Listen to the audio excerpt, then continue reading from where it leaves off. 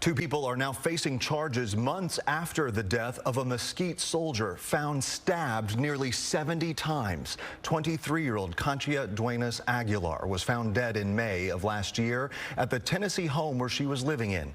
Two people are charged, a woman who Aguilar's family says was a friend of hers, and a man who family members didn't know was her husband up until her death.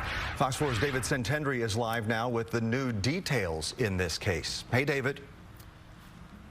Hey, Casey. Yeah, the victim's sister tells me her family has been suspicious of these two people who were just now arrested ever since day one, right after the murder. A motive, however, is not exactly clear.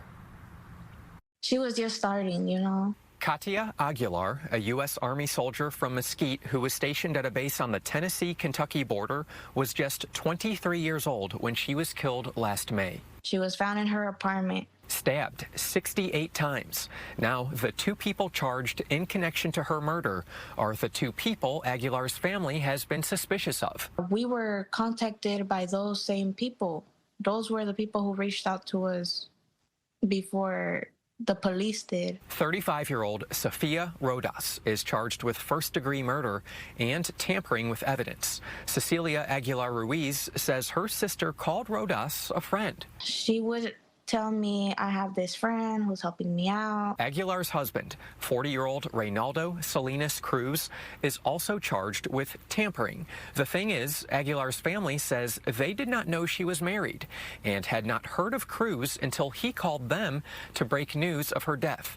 They say Cruz claimed police first notified him because he was her husband. That's when we found out. The two were served indictments on Friday, but were already in federal custody on unrelated charges not directly associated with the murder. We were very confused. And to hear this now, ever since the beginning, we've just had this suspicion like that it had to be them. Investigators have not released a motive or described the evidence which led to the indictments of Cruz and Rodas.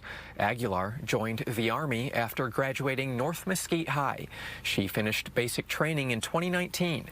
She leaves behind a 4-year-old son. They didn't think of her kid, my nephew. And she leaves behind family members who want her to be remembered as more than a murder victim. To remember her as a very caring person, very bright person, full of laughter, sunshine.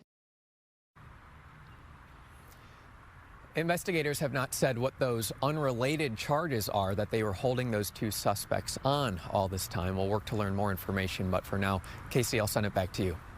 Right, David Centendry live for us. We know you'll keep us posted. David, thanks.